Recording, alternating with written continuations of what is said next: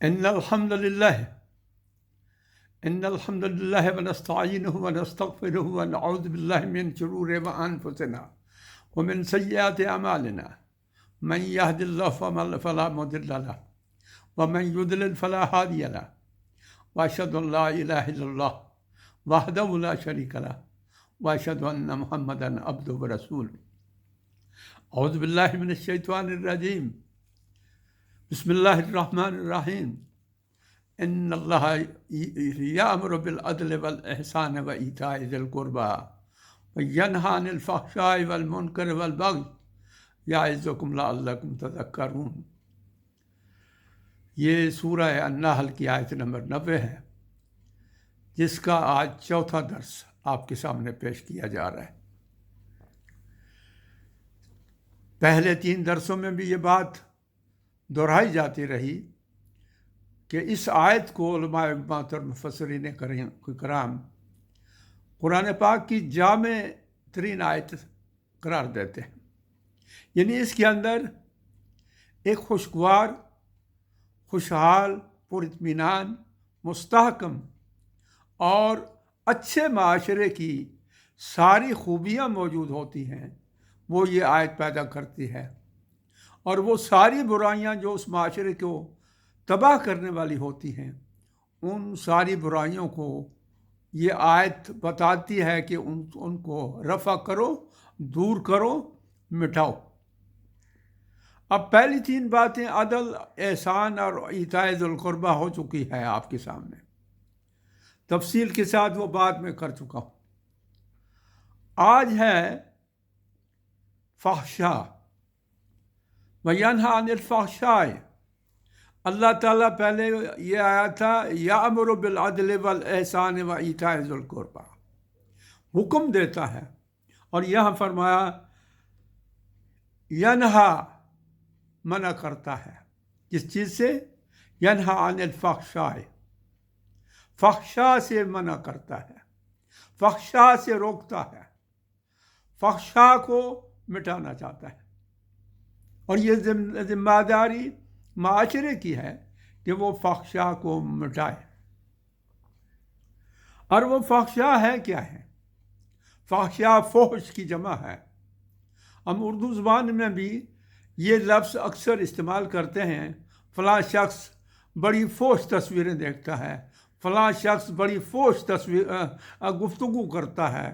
اس کا مطلب ہے بری، انتہائی برا عمل، انتہائی بری حرکت، انتہائی گندی بات، عریانی، زنا، بیہودہ جنسی تصاویریں اور افسانے، ناول، ڈرامے، فلمیں اور وہ سارے مناظر جو بے حیائی کا مظاہرہ کرتے ہیں یا بے حیائی کا سبق سکھاتے ہیں، ان سب کے بارے میں اللہ نے فرمایا کہ وَيَنْهَا، تمہیں منع کرتا ہے، عن الفحشاء، ان فحشاء سے تمہیں روکتا ہے، کیونکہ کسی معاشرے کے اندر گندگی جو پھیلتی ہے، اخلاقی، فکری، نظریاتی، عملی، وہ ان فحشاء سے پھیلتی ہے۔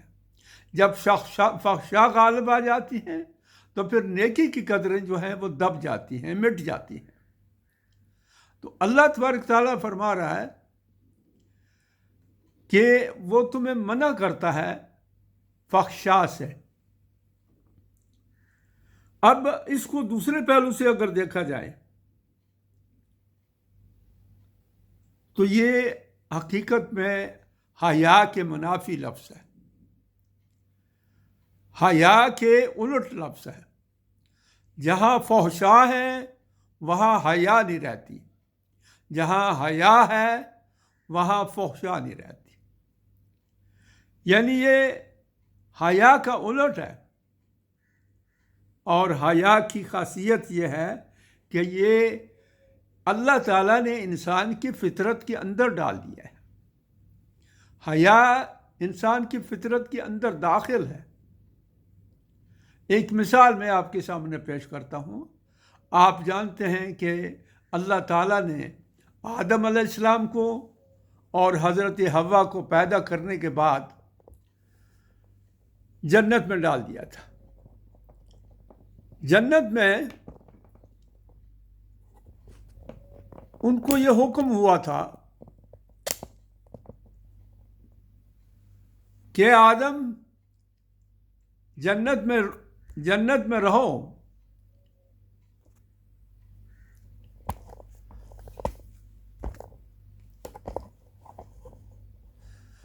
اے آدم جنت میں رہو، یہاں جو چاہو کھاؤ پیو، لیکن ایک احتیاط کرنی ہے کہ لا تقرب هذه الشجرة فتكون من الظالمین۔ لیکن اس جنت کے اندر ہر چیز کھانے پینے کی تمہیں جو میسر آ رہی ہے اس کو استعمال کرو، لیکن اس درخت کے قریب نہ جانا، کیونکہ اگر اس کا پھل تم کھا بیٹھے تو تم ظالموں میں سے ہو جاؤ گے۔ اب ہوا یہ فَأَزَلَّهُمَ الشَّيْطَانُ، شیطان نے ان کے قدم ڈگمگا دیے۔ سورہ الاعراف میں فرمایا کہ اس نے ان کے دلوں کے اندر وسوسہ ڈال دیا، اور اس وسوسے کے بعد ان کا معاملہ یہ ہوا کہ انہوں نے اس درخت کا پھل کھا لیا۔ جب اس درخت کا پھل کھا لیا تو اس کا پہلا نتیجہ یہ تھا کہ ان کو جنت کا جو لباس پہنایا گیا تھا، جنت کی جو پوشاک ان کو فراہم کی گئی تھی، وہ پوشاک ان سے چھین لی گئی۔ وہ پوشاک جب اتر گئی تو ظاہر ہے کہ وہ عریاں ہو گئے، لیکن ان کی فطرت کے اندر، آدم و حوا دونوں کی فطرت کے اندر حیا کا مادہ اتنا غالب تھا، اور یہ انسان کی فطرت میں ہے۔ آدم اور حوا ہم انہی کی اولاد ہیں، ان کے اندر اگر یہ چیز موجود تھی تو اس کا مطلب یہ ہے کہ ہر انسان کی فطرت کے اندر یہ چیز موجود ہوتی ہے، قطع نظر اس کے کہ انسان اپنی اس فطرت کو خود مسخ کر ڈالے، تباہ کر ڈالے، اس کے بعد پھر یہ فطرت جو ہے وہ مانے نہیں ہوتی برائی میں۔ اب جب ان کا لباس اتار لیا گیا اور ان کو اپنے ننگا ہونے کا احساس ہوا تو پہلا رد عمل ان کا یہ ہوا کہ انہوں نے جنت کے درختوں کے پتوں سے اپنی شرمگاہوں کو ڈھانپ لیا۔ جنت میں کوئی انسان اور کوئی دیکھنے والا ان کو نہیں تھا کہ ان کو یہ شرم محسوس ہو کہ دیکھو ہمیں دائیں بائیں لوگ دیکھ رہے ہیں، ایسا نہیں تھا، تنہا تھے۔ لیکن رب سے بھی حیا کرنی ہوتی ہے۔ اب انہوں نے فوری طور پر اپنے آپ کو جنت کے پتوں سے ڈھانپ لیا۔ یہ اس فطرت کا تقاضا تھا جس میں حیا داخل تھی۔ پہلے نبیوں کی تعلیمات میں نبی پاک صلی اللہ علیہ وسلم نے فرمایا، یعنی آدم علیہ السلام سے لے کر عیسیٰ علیہ السلام تک سارے نبیوں کی تعلیمات سے جو چیز ہم تک پہنچی، یعنی رسول اللہ صلی اللہ علیہ وسلم تک پہنچی، اور حضور کے ذریعے پھر صحابہ کرام اور ساری امت تک یہ جو چیز پہنچی وہ یہی تھی کہ یہ جو حیا ہے، حیا انسان کی فطرت کا تقاضا ہے۔ حیا کو جس نے اختیار کیا وہ ہر برائی سے بچ گیا، اور جب تم نے حیا کو چھوڑ دیا تو پھر اور کوئی چیز نہیں ہے جو تمہارے سامنے رکاوٹ بنی، پھر جو چاہو کرو۔ یعنی حیا ایک آڑ ہے، ایک رکاوٹ ہے برائی کے راستے میں۔ اس کا تعلق صرف عورتوں سے نہیں ہے، مردوں سے بھی نہیں ہے، مردوں سے بھی ہے۔ اس کا تعلق صرف جسم کی عریانی ہی سے نہیں ہے، بلکہ یہ انسان کی گفتگو سے ہے، انسان کے اعضاء و جوارے کی حرکات سے ہے، انسان کے رویے سے ہے، انسان کی آنکھوں سے۔ آپ دیکھتے ہیں نا، بے حیا لوگ اشارے جو کرتے ہیں، ہاتھوں سے بھی کرتے ہیں، آنکھوں سے بھی کرتے ہیں، ان کی باڈی لینگویج بھی ایسے گندے بیہودہ اور حیا باختہ جو اشارے ہیں وہ کرتے ہیں۔ تو حیا جو ہے جب وہ ترک ہو جاتی ہے، چھوٹ جاتی ہے، تو پھر فرمایا کہ پھر جو چاہو کرو، پھر اب تمہارے سامنے کوئی رکاوٹ نہیں ہے۔ حیا کا مطلب ہے انسان کے اندر متانت، سنجیدگی، ایک وقار پیدا ہو جاتا ہے۔ جو بے حیا ہوتا ہے اس کے اندر وہ غیر سنجیدہ ہوتا ہے، اس کے اندر وقار نہیں ہوتا ہے، وہ نہ احترام کی کیفیت کو جانتا ہے، نہ احترام کرنا جانتا ہے، نہ احترام کرانا جانتا ہے۔ تو حیا کا مطلب یہ ہے کہ وقار، سنجیدگی، متانت اور شرافت۔ اب حیا کو ہم اردو زبان میں شرم بھی کہتے ہیں، فلاں کہتے ہیں فلاں بڑا بے شرم ہے، بے شرمی کی باتیں کر رہا ہے، بے شرمی کی حرکات کر رہا ہے۔ یا کسی کی مثبت خوبی بیان کی جائے تو وہ عورت یا وہ مرد بڑے شرم و حیا والا ہے۔ اب یہ شرم و حیا جو ہے یہ گویا اپنی اس فطرت کے تقاضے کے تحت برائی سے رک جانے کا نام ہے۔ کوئی بھی منکر، کوئی بھی برائی، اس کے ساتھ آگے منکر کا بھی ذکر آئے گا، کوئی بھی منکر یعنی برائی کی طرف جب اس کے اندر ایک میلان پیدا ہو، برائی کی طرف وہ مائل ہونے لگے، تو حیا اس کے راستے میں دیوار بن جاتی ہے اور اس کو اس برائی سے روکتی ہے۔ یہ وہ وصف ہے جس کی وجہ سے انسان برا کام کرنے سے اپنے نفس کے اندر ایک تنگی محسوس کرتا ہے۔ یعنی حیا اگر انسان کے اندر موجود ہے اور وہ برائی کرنے لگے تو اس کا اندر سے ایک اضطراب پیدا ہو جاتا ہے، بے چینی پیدا ہو جاتی ہے۔ وہ محسوس کرتا ہے کہ جو وہ کام کرنے لگا ہے یہ برا کام ہے۔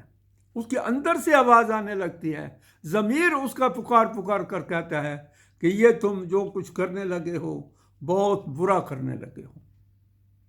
نبی پاک صلی اللہ علیہ وسلم نے فرمایا کہ ایمان کی 70 یا 60 سے زیادہ شاخیں ہیں، شعبے ہیں،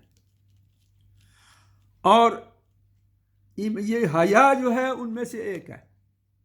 حیا یعنی دیکھیے سارے شعبوں کا ذکر الگ الگ نہیں کیا ہے، ایمان کے جتنے شعبے ہیں ان کا ذکر الگ الگ نہیں کیا ہے، لیکن جہاں تک حیا کا تعلق ہے تو اللہ کے نبی نے اس کا خاص طور پر ذکر کیا ہے کہ ان 60-70 شعبوں میں سے ایک شعبہ حیا ہے۔ اب یہ حیا بندوں سے بھی کی جاتی ہے، یہاں تک کہ نبی پاک صلی اللہ علیہ وسلم گھر کے اندر اپنی ازواج مطہرات کے سامنے بھی، مفسرین کرام کہتے ہیں کہ حضور پاک صلی اللہ علیہ وسلم کا مکمل ستر نہ حضرت عائشہ نے دیکھا، نہ حضرت حفصہ نے دیکھا، نہ حضرت زینب بنت جحش نے دیکھا، نہ حضرت ام سلمہ رضی اللہ عنہ نے دیکھا، اور نہ حضرت ام حبیبہ رضی اللہ عنہ نے دیکھا، نہ کسی اور زوجہ نے دیکھا۔ اس لیے کہ حضور پاک صلی اللہ علیہ وسلم کی فطرت، بلند ترین فطرت جو تھی، اس کے یہ منافی تھا کہ آپ عریاں ہو جائیں، لوگوں کے سامنے عریاں ہو جائیں۔ تو یہ حیا کی صفت جو ہے مردوں سے بھی اسی طرح یہ وابستہ ہے، مردوں میں بھی یہ ضروری ہے جیسا کہ عورتوں میں ہے۔ حضرت عثمان رضی اللہ عنہ، سارے صحابہ کرام حیا والے تھے۔ جب ایمان لے آئے تو جب ایمان کی بات آئی ہے کہ ایمان جو ہے اس کے 70 سے زیادہ یا 60 سے زیادہ شعبے ہیں اور ان میں سے ایک حیا ہے، اور جب وہ ایمان لے آئے تو پھر اس ایمان کے ساتھ حیا نمایاں طور پر ان کے اندر آ گئی۔ پھر یہ ممکن نہیں تھا کہ وہ حیا کے منافی کوئی حرکت کرتے، کوئی کام کرتے۔ اب حیا جو ہے معاشرے کے افراد ایک دوسرے سے بھی کرتے ہیں۔ آپ دیکھتے ہیں کہ جس معاشرے میں بگاڑ پیدا ہو جاتا ہے، فساد پیدا ہو جاتا ہے، اخلاقی برائیاں پیدا ہو جاتی ہیں، اس معاشرے میں لوگ سب سے پہلے جو چیز چھوڑتے ہیں وہ حیا ہے۔ حیا سے مراد صرف ننگا ہو جانا ہی نہیں ہے، بے حیائی کا مطلب صرف ننگا ہو جانا ہی نہیں ہے۔ بے حیائی کا مطلب یہ ہے کہ جو بھی برا کام آپ کریں وہ اتنے دھڑلے سے کریں، اتنی بے باکی سے کریں، اتنی بے خوفی سے کریں کہ سمجھیں کہ دیکھ رہے ہیں لوگ تو دیکھتے رہیں، یعنی وہ کسی کی پرواہ نہیں ہے۔ تو یہ وہ بے حیائی کی زبردست علامت ہے جب کسی معاشرے میں پھیلتی ہے۔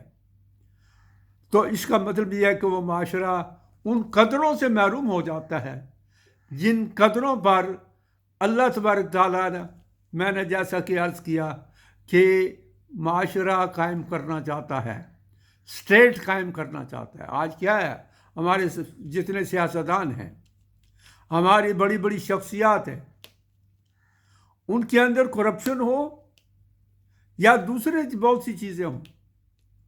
پیچھے ایک عرصے میں ہم نے دیکھا تھا کہ آج بھی وہ خود شخص ایک کرپٹ انسان کی حیثیت سے، انتہائی جھوٹے انسان کی حیثیت سے سامنے آتا ہے، لیکن اس عرصے میں وہ MNA تھا، تو اس کا یہ معمول تھا کہ وہ رات کو جو پارلیمنٹ لاجز ہیں یا قومی اسمبلی کے ارکان اور سینٹ کے ارکان جن گھروں میں رہتے تھے، ان کے پچھواڑے بوری لے کر نکلتا تھا اور شراب کی خالی بوتلیں اکٹھی کر کے تو لوگوں کو دکھاتا تھا کہ دیکھو یہ لوگ رات کو شرابیں پیتے ہیں۔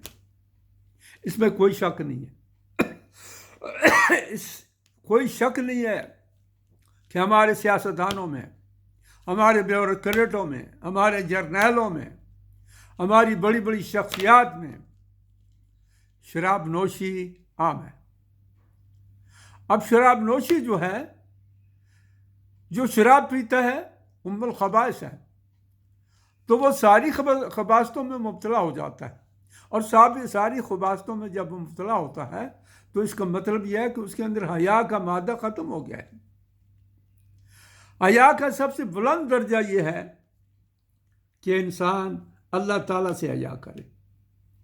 اللہ تعالیٰ سے حیا کا مطلب یہ ہے کہ جب وہ کسی منکر یا گناہ میں مبتلا ہونے لگے تو اسے یہ احساس ہو جائے کہ دنیا سے چھپ کر میں یہ کام کر سکتا ہوں، لیکن اللہ سے میں نہیں چھپ سکتا۔ دنیا کی نظروں سے میں پوشیدہ ہوں، لیکن اللہ کی نظروں کے سامنے ہوں۔ سو اس خیال کے ساتھ جب وہ اس برائی کا وہ برا کام کرنا چھوڑ دے، اس سے باز آ جائے، تو اس کا مطلب یہ ہے کہ اس کے اندر اللہ سے حیا ہے۔ اللہ سے حیا سب سے بلند حیا کا درجہ ہے۔ رسول اللہ سے حیا کا درجہ یہ بھی بلند ترین درجہ ہے۔ کبھی ایسا نہیں ہوتا تھا کہ صحابہ کرام حضور اکرم صلی اللہ علیہ وسلم کے پاس آ کر ایسی کوئی بات کریں، ایسا کوئی انداز اختیار کریں، ایسا کوئی اشارہ کریں جس اشارے سے ادنا درجے کے بھی بے حیائی کا کوئی مظاہرہ ہوتا ہو، زبان سے، عمل سے، رویے سے۔ تو نبی پاک صلی اللہ علیہ وسلم نے جو معاشرہ تعمیر کیا تھا، انسانی جماعت جو تیار کی تھی، وہ حیا کی بنیاد پر کی تھی۔ اب جب حیا مٹ جاتی ہے تو فحشا پھیل جاتے ہیں، فحاشی پھیل جاتی ہے، گندگی پھیل جاتی ہے، اخلاقی برائیاں پھیل جاتی ہیں۔ تو اللہ تبارک تعالیٰ نے فرمایا کہ وَيَنْهَا عَنِ الْفَحْشَاءِ، وہ تمہیں ساری بے حیائیوں سے روکتا ہے۔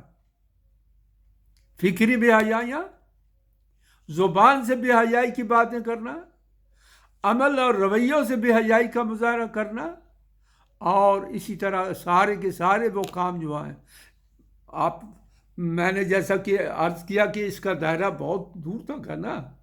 ساری عملی زندگی تک حیا کا دائرہ ہے۔ اب ایک دکاندار ہے، وہ محسوس کر رہا ہے کہ لوگ اسے دیکھ رہے ہیں، اور وہ اس کے باوجود کم تولتا ہے، وہ اس کے باوجود ملاوٹ کرتا ہے، وہ اس کے باوجود گرا فروشی کرتا ہے، وہ اس کے باوجود ذخیرہ اندوزی کرتا ہے، وہ اس کے باوجود تجارت کے سارے جو وہ برے افعال ہیں وہ اختیار کرتا ہے۔ تو اس کا مطلب یہ ہے کہ وہ حیا سے خالی ہے۔ تو حیا جو ہے، اس کو جب چھوڑا جائے تو پھر فوش ہے۔ فوش جو ہے، فحشا جو ہے، ایک تو کھلی کھلی یہ بے حیائی جس کا ذکر میں نے آپ کے سامنے کیا، گندی باتیں، گندی سوچیں، گندا لٹریچر، گندے مناظر، یہ سارے کے سارے یہ فحشا ہیں۔ پھر فحشا میں نبی پاک صلی اللہ علیہ وسلم کی کچھ احادیث سے یہ پتہ چلتا ہے کہ فحشا میں ایک شخص اپنے مرحوم باپ کی منکوہ سے اگر شادی کرتا ہے تو یہ فحش کی ایک بہت بری صورت ہے۔ فقر سے ڈرنا، شیطان تمہیں کیا کرتا ہے؟ فقر سے ڈراتا ہے اور فحاشی کا حکم دیتا ہے۔ یہ بھی فحش کی ایک صورت ہے۔ اللہ تعالیٰ نے جو اصطلاحات استعمال کی ہیں ان کے معنی اتنے ہی محدود نہیں ہیں جتنے ہماری سمجھ میں آتے ہیں یا ہم جتنے محدود سمجھتے ہیں۔ یہ بھی فحش ہے۔ اب اور بھی بہت سی فحش کی، بھیک مانگنا۔ اب آپ دیکھیں کہ جو آدمی بھیک مانگتا ہے، ہمارے معاشرے میں تو ایسے بھکاری بھی ہیں جو لکھ پتی نہیں کروڑ پتی بھی ہیں، لیکن ان کی آنکھوں کی شرم ختم ہو گئی، ان کی آنکھوں کی حیا ختم ہو گئی، اس لیے بھیک ان کی عادت بن گئی ہے۔ بھیک مانگنا بھی فحش ہے۔ اب زبان سے، عمل سے، رویوں سے اور سوچ اور فکر، یعنی آپ فحاشی پہلے کہاں آتی ہے؟ انسان کے دماغ میں آتی ہے، انسان کے خیالات میں آتی ہے، انسان کے دل میں آتی ہے، وہاں سے پھوٹ کر پھر وہ ظاہر ہوتی ہے، رویوں سے، عمل سے ظاہر ہوتی ہے۔ اب ہماری سیاست کے اندر آپ دیکھیے جتنی گندگی پھیل چکی ہے، گالیاں ہیں، بہتان تراشی ہے، الزام تراشی ہے، اور ایک دوسرے کے بارے میں انتہائی غلیظ الفاظ استعمال کیے جاتے ہیں، انتہائی برا رویہ اختیار کیا جاتا ہے، ایک دوسرے کے خلاف جھوٹ بولا جاتا ہے، نفرت اور تعصب کی آگ بھڑکائی جاتی ہے۔ یہ ساری کی ساری چیزیں کیا ہیں؟ ایسا کرنے والوں کو شرم نہیں آتی، ایسا کرنے والوں کو حیا نہیں آتی، یہ سب بے حیائی کی صورتیں ہیں۔ تو اللہ تبارک تعالیٰ نے فرمایا کہ وَيَنْهَا عَنِ الْفَحْشَاءِ، اور وہ تمہیں منع کرتا ہے فحشا سے، یعنی معاشرہ اگر پاک کرنا ہے، معاشرے کو اگر مضبوط کرنا ہے، معاشرے کو اگر صاف ستھرا کرنا ہے، معاشرے کو اگر پاکیزہ کرنا ہے، تو پھر ان فحشاء سے معاشرے کو پاک کرنا ہوگا۔ اور یہ صرف مولویوں کا کام نہیں۔ آپ تو خیر مشکل یہ ہے کہ یہ جو فرقہ پرستی ہے، اس فرقہ پرستی میں مولوی بھی ایک دوسرے کے بارے میں جو کچھ رویہ اختیار کرتے ہیں وہی ہے جو سیاستدان کرتے ہیں۔ حیا ادھر بھی نہیں ہے، حیا ادھر بھی نہیں ہے۔ لیکن جہاں تک تعلق ہے حیا کا، تو یہ ہر فرد کا اپنا ذاتی مسئلہ ہے۔ معاشرے کی اصلاح کا دار و مدار اس امر پر ہے کہ معاشرے کے افراد کی اصلاح ہو جائے، معاشرے کے جتنے ارکان ہیں، یونٹس ہیں، ان کی اصلاح ہو جائے، ہر گھر کی اصلاح ہو جائے، ہر گلی کی اصلاح ہو جائے، ہر محلے کی اصلاح ہو جائے، ہر بستی کی اصلاح ہو جائے، ہر شہر کی اصلاح ہو جائے۔ جب یہ یونٹ اصلاح یافتہ ہو جائیں گے، یہاں حیا پھیل جائے گی اور یہاں سے فحشا مٹ جائیں گی، تو اس کا مطلب یہ ہوگا کہ آپ کی پوری اسٹیٹ پاک ہو جائے گی، پوری ریاست پاک ہو جائے گی فحشا سے۔ تو حضرات، ہمیں یہ کرنا ہے، بات صرف درس سننے اور سنانے کی نہیں ہے، بلکہ یہ کرنا ہے کہ فحشا کو مٹانے کے لیے ہمیں وہ ساری کوششیں بجا لانی ہیں جو اللہ اور اللہ کے رسول کی طرف سے ہمارے اوپر لازم ہیں۔